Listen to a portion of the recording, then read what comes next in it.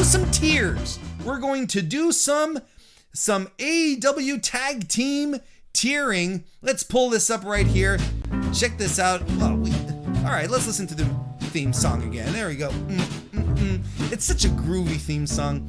Tonight I wanted to end the show by doing a little something fun. I'm going to tier the tag team division in AEW as of today. So I've got all the tag teams set up here, all 17 current active tag teams in AEW, and I'm going to tier them from S to D. And what are my criteria? What's my criteria? A good question. I'm glad you asked. Well, I don't know. Do I like the tag team? Are they talented? Do I like them? That's a criteria. Are they talented? Do they put on good matches? How's their push going these days? Do they win more than they lose, so on and so forth? It's subjective. I'm not going to sit here and tell you that this is the most objective list ever done. And then if you guys would like to make your own AEW tag team tiers, the link to this template here over on tiermaker.com is available in the description. So you can click that description, make your own tiers, share them with me, share them on Twitter, come join the Discord. And we are going to start right here with FTR, Dax and Cash, fantastic fellows. We love them. I think they are really one of the best tag teams in the world right now. The thing is that I don't think we've seen their full potential yet in AEW, but they have delivered some really fantastic matches, and they're bringing their style, their very grounded style with them in AEW. So as far as I'm concerned, they're an A-tier team. I just don't think that right now in AEW, we've seen everything that they have to give us, but we're close. Next, we've got the Dark Order here, but the Dark Order being Evil Uno and Stu Grayson, the original guys, Super Smash Bros. If you've watched the show before, you know how much I am a fan of Stu and Grayson. I absolutely love the guys, and I think they're a fantastic team. In regards to their AEW status right now, I'm going to put them on a B tier. They're such a good tag team, and I think we're starting to see glimpses of how good they are. They haven't really had a time to shine, but they've been having more frequent matches, and they're winning, and they're looking so good. If I were to just look back at their indie career, I'd say instant A, for real, because they really are that good. But in AEW right now, they're rebuilding themselves, we're getting to know them better, and their matches are starting to feel like SSB matches. How about Luther and Serpentico, the Chaos Project, newly formed team? I forgot to mention before we go on, there's an asterisk here.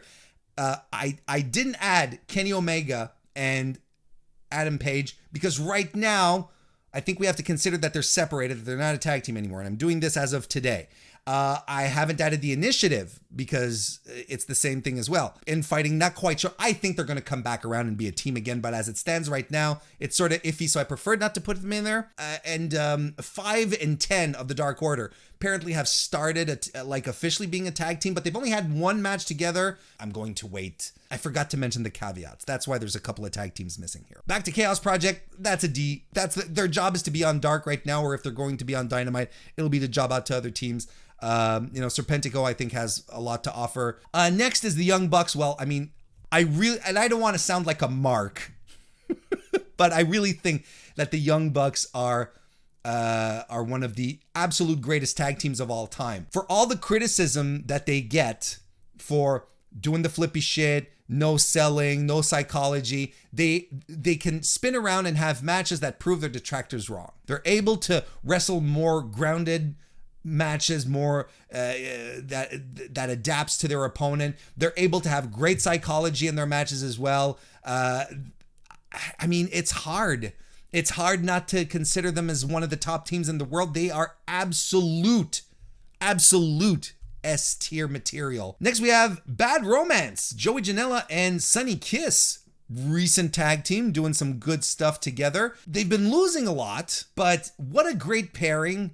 And they're so captivating together. And I think if it wasn't for the strength of their personalities, their charisma, they'd be a D level. But they're so engaging, and people look forward to seeing them wrestle. They have to rack up some wins. They have to get some big wins. That match that they had versus Jericho and Hager a couple of weeks ago was surprisingly good. They're still going to be fodder, but they're going to be the kind of fodder that you care about. Best friends I'm going to place them right up here in the A level, and I think it's hard to deny just how great best friends have been over the past few months, since the start of 2020.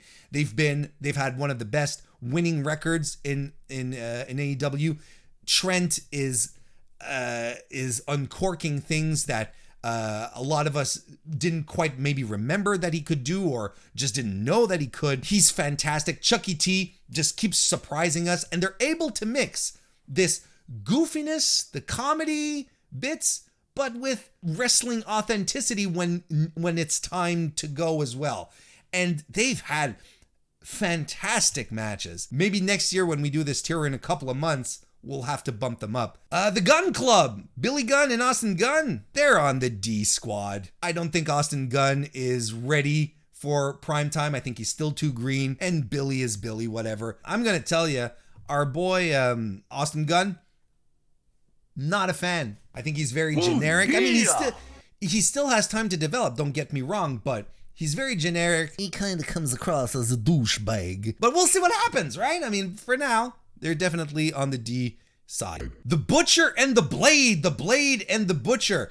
They've had ups and downs, but they are a very, very solid tag team, and they're very, very good. And I feel like, again, this is a team that's on the cusp of revealing some great things to us. They've had good matches. They have a bit of a losing record, but they had that great match with the Bucks, that fantastic arena match that they had. They're great. They're really, really good. But I think that because of how they've been booked so far, I think they're a C team.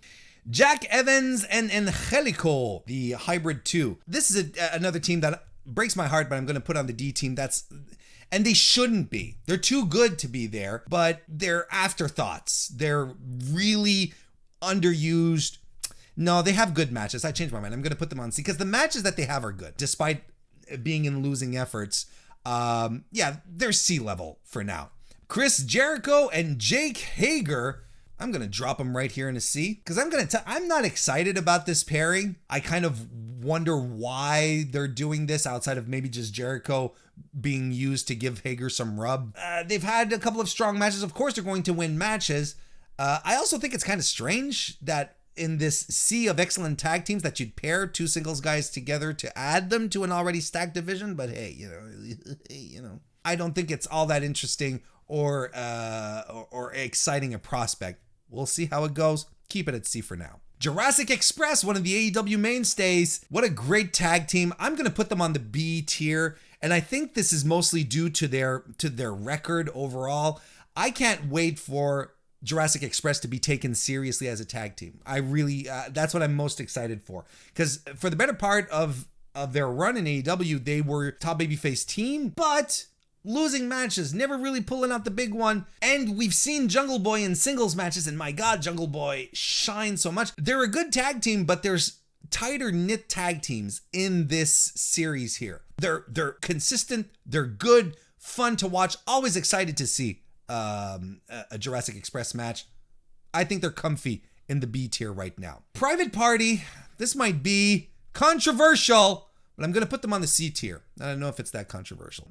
I've talked about it a couple of times on the show. Private Party is a team that has lost a lot of luster. I feel that they've become sloppier, although I feel like over the last couple of matches that we've seen from them, they're tightening their ship a little bit. It's not doing it for me right now, and I feel that they can do better. Maybe they were pushed too quickly. I don't know what the deal is. They'll be comfy in the C tier. Now here's one that I have to talk out a bit. QT Marshall and Dustin Rhodes. Like they're technically a lower tier team, right? But they haven't had a bad match together. Yeah, they've been fed, but they're also involved in big angles. Dustin can go. QT has surprised us in more than one occasion.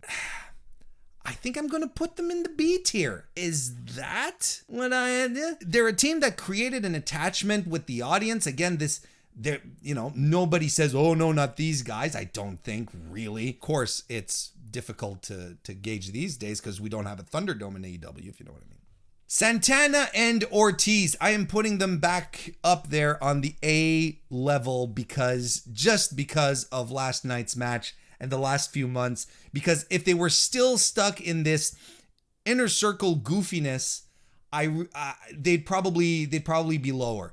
But they have started to return to form, becoming aggressive, divesting themselves a little bit of the ridiculousness, and with the performances that they've been putting on, especially with last night, I feel that they're back on their game. These guys are talented. These guys are so good at what they do. SCU, well, I think we should consider, it was hard to find just a picture of Kazarian and Daniels, because I think that's what SCU, the tag team, is going to be like these days, because you kind of feel like they're going hard on Scorpio Sky as a singles competitor. So I kind of feel like they're going to stick with SCU as Kazarian and Daniels. And if that's the combination that they're going to go with, I think we have to put them on the C level. Despite them being first AEW tag team champions, nothing has really come positively for SCU over the past few months. I don't think that I don't feel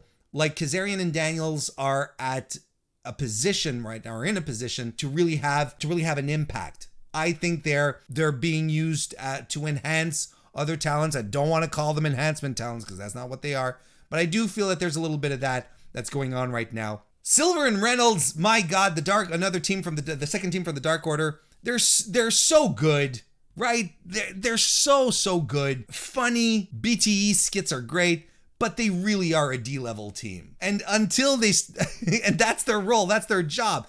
If you don't consider what they do in being the elite, you sort of look at them here and you're like, well,